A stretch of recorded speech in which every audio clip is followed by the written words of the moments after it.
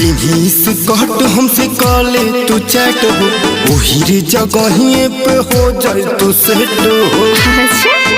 रानी सुना ना, यही से कहट हमसे कॉले तू चैट हो, वही रे जगह पे हो जाए तो सेट हो।